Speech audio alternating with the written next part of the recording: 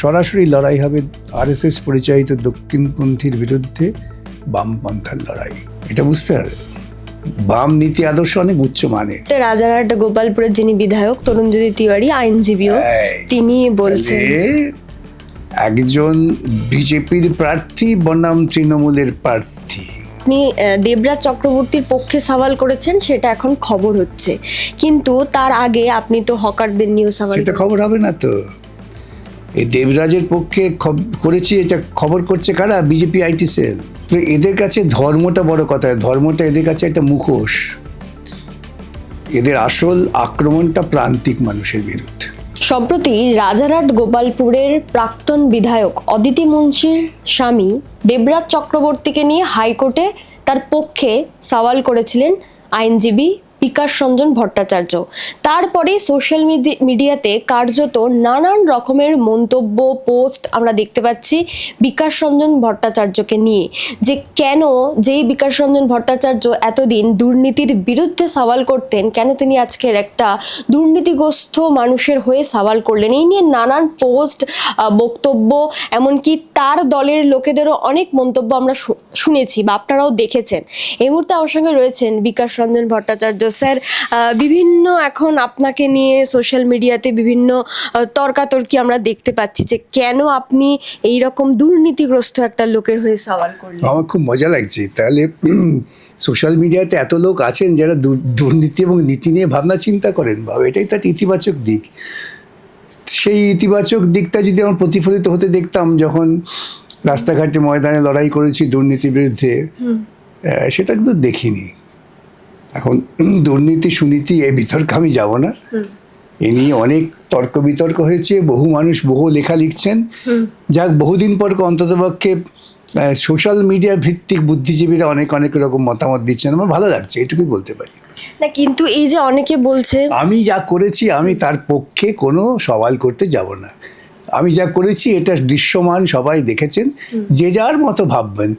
এতে কারো ভাবনার প্রতি কোনো রকম প্রতিবন্ধকতা দেওয়ার ভাবনা ইচ্ছা আমার নেই, বাসনাও নেই। আমি আমার জায়গায় ঠিক আছে, এইটুকু বলতে পারি।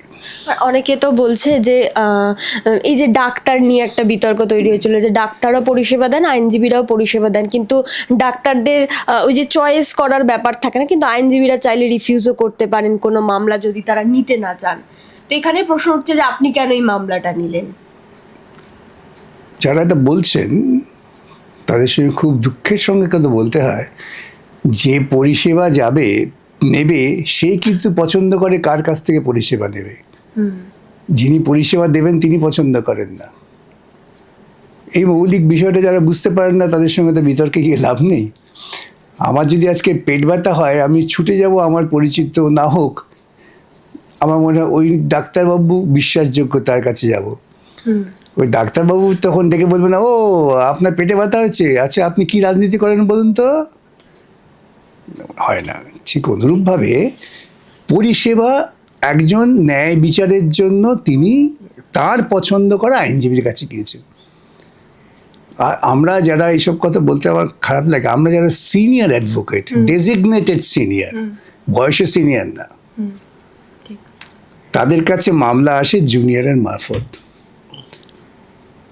সেক্ষেত্রে যেমন আমার কাছে যখন মামলা আসে যে ছাঁটাই হওয়া শ্রমিকের বিরুদ্ধে মালিকের মামলা, সেটা আমি বলি ভাই এটা আমি করতে পারবো না। যেখানে সম্পূর্ণ নীতিগত বিরোধের প্রশ্ন আসে। আমার কাছে অনেক মামলা আসছে যেখানে সিপিআইএম কর্মীর উপর আক্রমণ হয়েছে, সেই সংক্রান্ত মামলা আছে, না করতে পারবো না। কিন্তু এক্ষেত্রে তো তেমন কোনো ব্যাপার নয়। সুতরাং এটা নিয়ে যারা বিতর্ক করছেন ভালো, অনেক দিন পরে পশ্চিমবঙ্গের সমাজ মাধ্যম ভিত্তিক বুদ্ধিজীবীরা বিভিন্ন মতামত দিচ্ছেন। এক্ষেত্রে আমার একটি দেখলাম খুব চমৎকার লিখেছেন এক ভদ্রলোক, ওই এবিটি নদিয়া ওই তাদের গ্রুপের, সেটা পড়লেই তো হয়ে যায়, আমার উত্তর দেওয়ার দরকার নেই। হ্যাঁ, সেটা আপনি পোস্টও করেছিলেন। হ্যাঁ, সেটা পড়ে নিন। সবাই তো লিখছেন, এরাও লিখছেন। এই লেখাটা নিয়ে কেন আলোচনা হচ্ছে না, অন্য কিছু নিয়ে আলোচনা কেন? মানে আপনি নিজেকে ডিফেন্ড করতে চান না? একদমই না। আমি কেন ডিফেন্ড করতে যাবো? কিন্তু এই রাজারহাট গোপালপুরে তো অনেক বাম কর্মী সমর্থক, তাদের উপর অত্যাচার হয়েছিল এই তৃণমূলের সেই দ্বারা। সংক্রান্ত মামলা কি?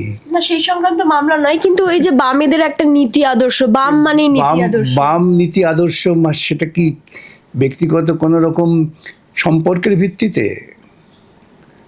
এটা বুঝতে হবে। বাম নীতি আদর্শ অনেক উচ্চ মানের, সেটা উপলব্ধি করার মতো বোধ থাকলে হবে। বাম নীতি আদর্শের জন্য আমরা যারা ধারাবাহিকভাবে লড়াই করি 2011 সালের পর থেকে, তাদের কাছে বোধহয় জবাবদিহি চাওয়ার মতো অধিকার কম লোকের আছে। এই মুহূর্তে রাজারহাট গোপালপুরের যিনি বিধায়ক তরুণজ্যোতি তিওয়ারি, আইনজীবীও, তিনি বলছেন তাহলে একজন বিজেপির প্রার্থী বনাম তৃণমূলের প্রার্থী, বিষয়টা এইখানে। এবং সেই বিজেপির প্রার্থী তিনি নির্বাচন হওয়ার আগে অভিযোগ দায়ের করেছেন, তখন পুলিশ এফআইআর করেনি। যেই তিনি জিতে গেছেন তারপর পুলিশ এফআইআর করেছে। এটা আরেক ধরনের প্রাতিষ্ঠানিক দুর্নীতি। এটা বোঝার মতো তো বোধ চাই। সুতরাং লড়াইটা সেই প্রাতিষ্ঠানিক দুর্নীতির বিরুদ্ধেই, যে লড়াই আমি করি। এবং তিনি যেটা বলছেন যে বামেদের নীতি আদর্শ বলে কিছু নেই, বামেরা চাইলে টাকার জন্য নিজের পরিবারকেও বেঁচে দিতে দেখুন পারে। কে কি বলে, সব কথার উত্তর যদি দিতে হয় তাহলে তো মহা মুশকিল। সেই জন্যে বহুদিন আগে এক বিদগ্ধ মানুষ বলেছিলেন যে মূর্খের সঙ্গে তর্ক করতে যেও না। এটা আমার কথা না, তার কথা। এইসব দেখেই হয়তো বলেছিলেন। এখন তো আপনার দলের লোকেরাও বলছেন যে হোক না, আমার দলের লোক মানে সে সব ঠিকঠাক ভাবনা করছেন তা তো নয়। তারা বলছেন যে তারা আইনজীবীর জায়গায় থাকলে হয়তো এই তারা মামলাটা তারা দিতেন না। তারা জানেন না আইনজীবী পেশার মহত্ব কি, গুরুত্ব কি, কোথায় তার ঐতিহ্য, এটা তো বুঝতে হবে। ওই জন্য আমি বললাম এবিটি ওই ভদ্রলোক লিখেছেন, তিনি পড়াশোনা করে লিখেছেন, তো ওইটা পড়ে নেবেন। কিন্তু স্যার এই যে এত কিছু হচ্ছে, মানে ধরুন আপনি দেবরাজ চক্রবর্তীর পক্ষে সওয়াল করেছেন, সেটা এখন খবর হচ্ছে, কিন্তু তার আগে আপনি তো হকারদের নিয়েও সওয়াল সেটা খবর হবে না তো। এই দেবরাজের পক্ষে করেছি, এটা খবর করছে কারা? BJP IT cell. তাদের ব্যাপক প্রভাব, সেই প্রভাবে অনেকে আমরা ভেসে যাই। তারা কোনো মতেই হকার উচ্ছেদ নিয়ে বলবে না, কারণ তাহলে সেটা বিজেপির আইটি সেলের স্বার্থের বিরুদ্ধে চলে যাবে। কারণ আমাদের কিছু মানুষ যারা ঝড় উঠেছে বলে ঝড়ের সঙ্গে ভেসে যেতে ভালোবাসেন, তারা করছেন, আমার কিছু বলার নেই, যে যা খুশি বলুন। আচ্ছা, এই হকার উচ্ছেদের বিষয়টাতে যদি একটু আসি, এই মুহূর্তে কোন জায়গায় দাঁড়িয়ে, মানে কি হবে এই হকারদের ভবিষ্যৎ? হকার বলুন বা সকাল থেকে বহু মানুষ আমার এখানে আসছেন যাদের বাসস্থান ভেঙে গুড়িয়ে দেওয়া হচ্ছে। আইনি বেআইনি পরে হবে, সবচেয়ে বড় গুরুত্বপূর্ণ তাদের বাসস্থান। তাদের হয়ে লড়াই করছি। অনেক বামপন্থী বলতে পারেন, বলবেন যে বেআইনি কনস্ট্রাকশন, তার হয়ে লড়াই করছেন কানে, এই শব্দ আমার কানে আসছে। লড়াই করছি কেন? মানুষের অধিকার, মানুষের মৌলিক অধিকারটা অনেক বড়। সুতরাং সোশ্যাল মিডিয়ার বুদ্ধিজীবীদের ধাক্কায় যদি আমাকে চলতে হয়, তাহলে তো আমাকে সব আদর্শ ফেলে দিতে মানে হয়। এই সোশ্যাল মিডিয়ার যে বুদ্ধিজীবীদের কথা আপনি বলছেন, তারাও তো এই হকার উচ্ছেদের পক্ষে। তারা বলছেন রেল স্টেশন পরিষ্কার হচ্ছে। তারা হকার উচ্ছেদের পক্ষে, তারা গরিব মানুষকে শহর থেকে ঠেলে বাইরে বার করে দেওয়ার পক্ষে, তারা রাস্তা ঝকঝকে চকচকে করতে চান। মানুষ যদি না খেয়ে মরে তাদের কিচ্ছু যায় আসে না, মানুষ যদি গৃহহীন হয়ে যায় তাদের কিচ্ছু যায় আসে না। তাদের হয়ে যে কথা বলবে সে তো ভীষণ বাজে লোক। বিকাশ রঞ্জন ভট্টাচার্য তাদের কাছে খুব বাজে লোক, তাই তারা বলছেন। এগুলো দেখে আপনার কোথাও মনে হচ্ছে না যে না, দেবরাজের মামলাটা না নিলেও পারতাম? তো অনেকেই অনেকক্ষণ মনে হতে পারে না নিলেই পারতাম। তাহলে ন্যায়ের যুদ্ধটা থাকবে কোথায়? তাহলে বাড়ি ভাঙা হচ্ছে, এই মামলাটাও না নিলেই পারতেন। আপনি বড় লোকদের মাল্টি স্টোরির বিল্ডিং যারা বানাচ্ছেন, সেই প্রমোটারদের হয়ে মামলা নিলেই পারতেন। ওই পার্থক্যটাই তো আমাকে করতে হয়। না, হকাররা কি জিতবে কি মনে হচ্ছে এখন আপনার? দেখুন, আইন একটা অস্ত্র। আইনটাকে আমরা ব্যবহার করছি লড়াইয়ের সূচিমুখ ঠিক করে দেওয়ার জন্য। আসল লড়াইটা হবে মাঠে ময়দানে। যেই দিন এই বুলডোজার হাইকোর্ট থেকে স্টে করলাম, সঙ্গে সঙ্গে মানুষ দেখলে অনেক উৎসাহ পেয়ে রাস্তায় নেমে পড়লেন। অনেক বড় বড় নেতা দেখলাম সেখানে গিয়ে মিছিল টিছিল করছেন, কেন অস্ত্রটা হয়েছে হাইকোর্টের অর্ডার। এটি বুঝতে হবে যে আমরা আদালত থেকে আইনসম্মত কাজ হোক এটারই চেষ্টা করি, এবং সেটার পক্ষেই মানুষ দাঁড়ায়, মানুষকে দাঁড় করাতে হয়। পশ্চিমবঙ্গে 2011 সালের পর যখন মানুষ আতঙ্কে সন্ত্রাসে গর্তে ঢুকে গিয়েছিলেন, তখন আমাদেরই আইনি লড়াই করে করে মানুষের মধ্যে চেতনা এবং সাহস বাড়াতে হয়েছে। এবং স্যার এই যে যখন পরিবর্তনের হাওয়াটা উঠেছিল, তখন তো এই যে কোথাও বলা ছিল না যে হকার উচ্ছেদ করে দেওয়া হবে, কি স্টেশনগুলোকে পরিষ্কার করা হবে, এগুলো তো হ্যাঁ, কেন হবে না? আমি তো আগে থেকে আমরা বলেছি যে তারা বুলডোজার রাজ চালু করতে চান, মানুষের অধিকার কেড়ে নিতে চান, এটা আমরা প্রথম থেকেই বলেছি। এটা কি শুধু স্টেশন পরিষ্কার করার না জন্য? না, এটা প্রান্তিক মানুষ থাকবে না, গরিব মানুষকে উচ্ছেদ করে দাও, আমরা সনাতনী ব্যবস্থায় ব্রাহ্মণ্যবাদী কৃষ্টি তাকে প্রতিষ্ঠিত করবো, এটাই লক্ষ্য। এই হকারদের মধ্যে তো অনেকে হিন্দু আছেন। আপনারা হিন্দু প্রান্তিক মানুষ, হিন্দু মুসলমান ভুলে যান। এই যে কি গোহত্যা বন্ধ করে বলে যে নৃত্য হচ্ছে, সবচেয়ে বেশি ক্ষতিগ্রস্ত হচ্ছে কারা? ঠিক। এদের কাছে ধর্মটা বড় কথা, ধর্মটা এদের কাছে একটা মুখোশ।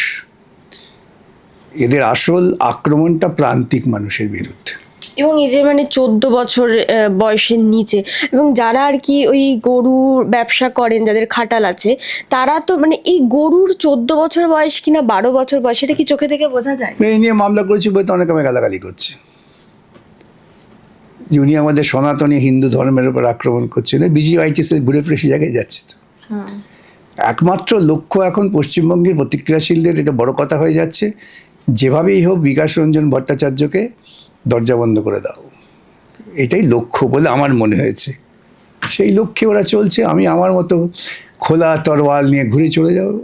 স্যার আমরা দেখলাম ফলতায় পুনর্নির্বাচন হয়েছে এবং সেখানে বিজেপি জিতলেও গুরুত্বপূর্ণভাবে বামেদের প্রার্থী শম্ভু কুর্মী তিনি দ্বিতীয় স্থানে উঠে এসেছেন। 40,604 ভোট পেয়েছেন তিনি, এবং 285টা বুথের মধ্যে 58টা বুথে তিনি লিড দিয়েছেন, এবং তৃণমূলের প্রার্থী তিনি একেবারে 4 নম্বরে চলে গেছেন। আপনাদের মনে থাকতে পারে নির্বাচনের পরে পরে আমি একটা পোস্ট করেছিলাম সোশ্যাল মিডিয়ায়, ফেসবুকে। আমি বলেছিলাম মুখোশটা সরে গেছে, এখন লড়াই মুখোমুখি, সরাসরি সরাসরি লড়াই হবে আরএসএস পরিচালিত দক্ষিণপন্থীর বিরুদ্ধে বামপন্থার লড়াই। সেটা তো ধীরে ধীরে বাস্তবায়িত হচ্ছে। মানে ডোমকলের পর ডোমকলে তো জিতেছে, এবং এখানে এই যে মানে পুনর্নির্বাচনে একটা মানে পুনর্নির্বাচন হলো, সেক্ষেত্রে দেখা গেল যে বামপন্থীরা দ্বিতীয় শক্তি, যেহেতু শান্তিপূর্ণ নির্বিঘ্নে ভোটদানের সুযোগ পেয়েছে, সেটা তো একটা দিক। কিন্তু এতদিন পর্যন্ত মানুষ বিভ্রান্ত ছিলেন। আমি বলি যে আরএসএস শিখণ্ডী ছিল মমতা, শিখণ্ডী থাকাতে লোকে বুঝতে পারছিলেন না। আর একদল প্রচার মাধ্যম এবং তথাকথিত কিছু বামপন্থী তারা বলতে শুরু করলেন যে আগে রাম পরে বাম, এটা মানুষের মাথায় মাথায় ঘুরতে শুরু করলো। আমরা যারা এর বিরুদ্ধে বলতাম তারা ক্রমশ প্রচারের ধাক্কায় দূরে সরে যাওয়া প্রক্রিয়া শুরু হলো। নির্বাচনে ফলাফলের পর আরএসএসের একেবারে নিজের ঘরের ছেলে বিজেপি যখন জিতে গেল, তখন মুখোশ তারা ছুঁড়ে ফেলে দিল, আর রইল কে সামনে বামপন্থী এবং দক্ষিণপন্থী। এবং সেই জন্যই পরে পরে এই যে আগে বললেন না আমার ওপর যে এত আক্রমণ হচ্ছে, এটাও কিন্তু সেই লড়াইয়েরই একটা নির্দিষ্ট ধাপ। মানে এখন মাঠে ময়দানে তৃণমূল নেই, এখন যেহেতু বিকাশ রঞ্জন ভট্টাচার্য তাদের সব কিছুতে বাধা দিচ্ছে, তাই সবার আগে তাকেই পরাস্ত, এটাই হচ্ছে মূল লক্ষ্য। মানে আপনি তো কাঁপিয়ে দিচ্ছেন। আমি ভাই চেষ্টা করি আমার বোধ বুদ্ধি অনুযায়ী কাজ করতে, সামনের তাৎক্ষণিক ব্যবস্থার থেকে আর একটু দূরে সুদূর ভাবার চেষ্টা করি, আগামী দিনের কথা ভাবার চেষ্টা করি সেই জন্যেই। এবং তাতে অনেকে বিভ্রান্ত হন। বলছি দলের তরফ থেকে কেউ কিছু বলেছে যে এই দেবরাজের মামলাটাকে নিয়ে কিছু? এত নির্বোধ দলের নেতারা হবেন বলে আমার মনে হয় না। উচ্চস্তরের নেতারা, হ্যাঁ, যারা চিন্তা ভাবনা করেন। মানে লড়াইটাই শুধু সোশ্যাল মিডিয়াতেই হচ্ছে। তাই তো দেখতে পাচ্ছি আমি। তো ভালো লাগছে, আমি সোশ্যাল মিডিয়াতে আমি বহু লেখা পাচ্ছি যারা মানুষ সুচিন্তিতভাবে মতামত দিচ্ছেন। হ্যাঁ, আমি দেখলাম কেউ কেউ লিখছেন যে হ্যাঁ আমরা ভুল বুঝেছিলাম, এখন ব্যাপারটা বুঝতে পারছি। মানুষ ধীরে ধীরে তো হয়। মানে ওই প্রথমে আর কি তাদেরকে ভুল বোঝানো হয়েছিল, এরকম কোনো ব্যাপার রয়েছে কি? না, একটা তো ভেতরে ভেতরে কাজ করে যে খানিকটা জনপ্রিয়তা পাওয়া যাবে। হ্যাঁ সঙ্গে হ্যাঁ মেলালে একটা জনপ্রিয়তা পাওয়া যায়, হ্যাঁ সঙ্গে না বলতে গেলে তো অনেক ভাবনা চিন্তা করতে হয়। তো এমনিতেও আমার বিরুদ্ধে তৃণমূল আমল থেকে একটা আক্রমণের লক্ষ্যবস্তু ছিলাম। এখন সেই প্রবাহটা তো চলছে, তারই পরিণতি।